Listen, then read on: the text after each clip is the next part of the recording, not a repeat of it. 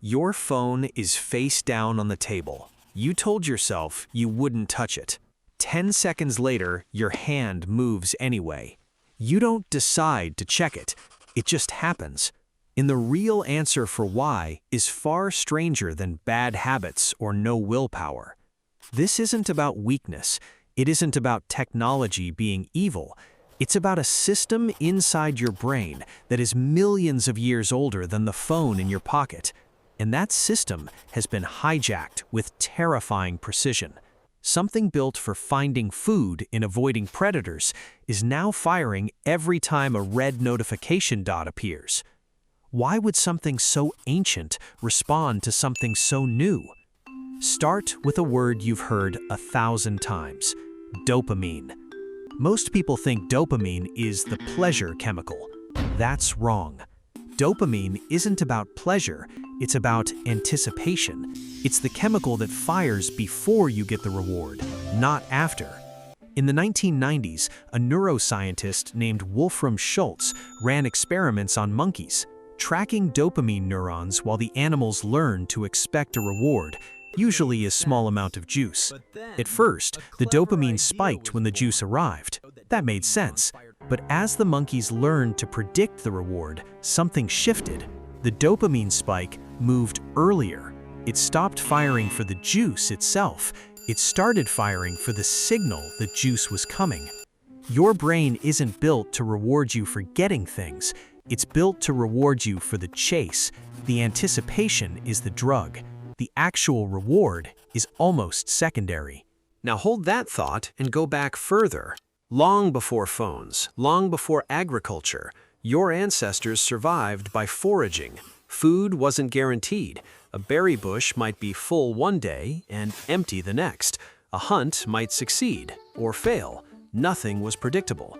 In a brain that got a small dopamine hit every time it checked, "Is there something good over there?" was a brain that kept checking, that kept searching, that kept surviving. This is called intermittent reinforcement, and it was first mapped out decades earlier by a psychologist named B.F. Skinner. Skinner ran a simple experiment with pigeons and a lever. Press the lever, get a food pellet. Every single time. The pigeons learned quickly. But then Skinner changed the rules. Instead of a pellet every time, the pigeons got a pellet at random, unpredictable, sometimes one press, sometimes 20.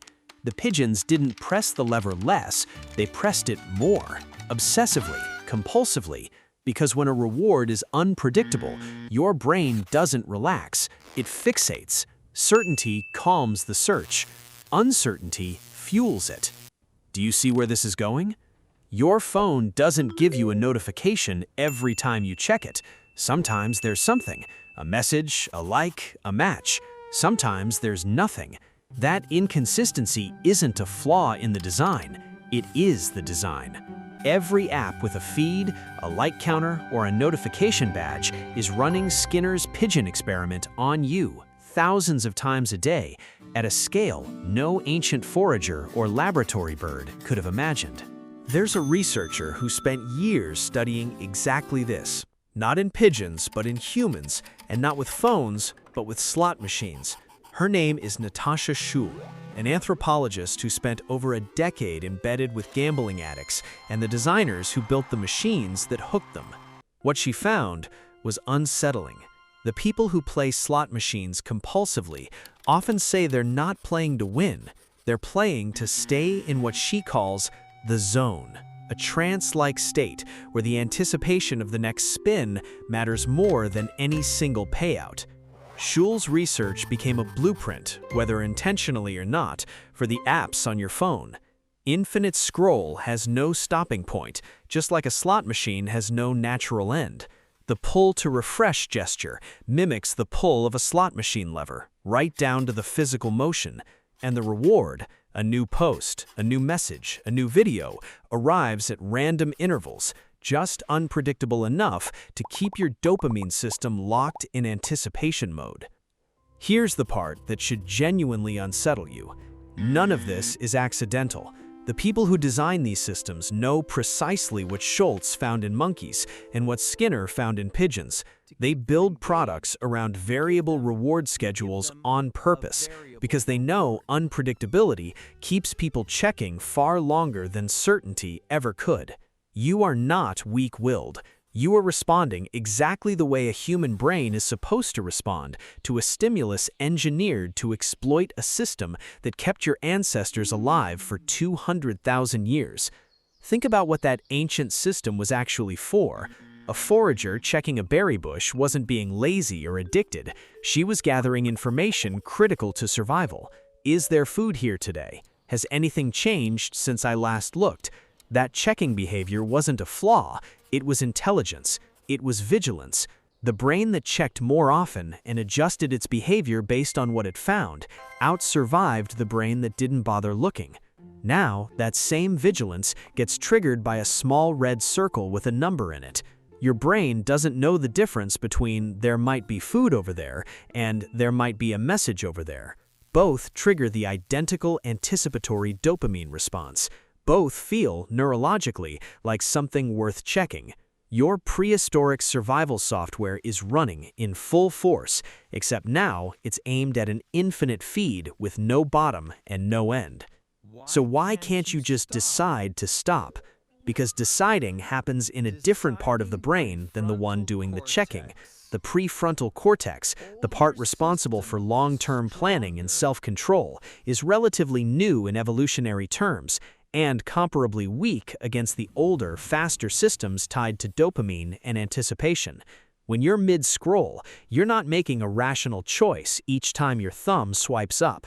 You're running an ancient loop on autopilot, one your ancestors relied on daily just to eat. There's something almost poetic in the timing of it all. For nearly all of human history, this checking instinct pointed outward into a physical landscape. A tree line, a riverbank, a horizon where a predator or a meal might appear. It was a tool for reading the actual world. Now it's aimed at a 5-inch screen that never runs out of things to show you, that has no seasons, no scarcity, and no natural stopping point. This doesn't mean you're broken, and it doesn't mean the situation is hopeless.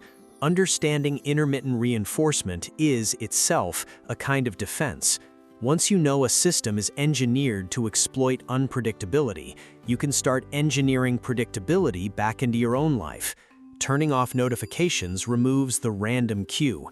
Checking a feed at scheduled times instead of whenever the impulse strikes starves the anticipation loop of its fuel.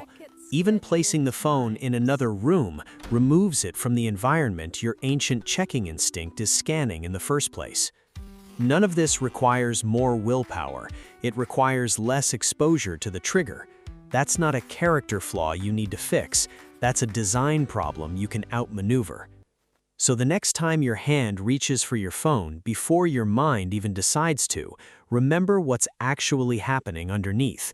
It isn't weakness, it's 200,000 years of finely tuned survival instinct reacting to a modern signal it was never built to recognize. Your phone is face down on the table. Your hand moves toward it. And now you know exactly why.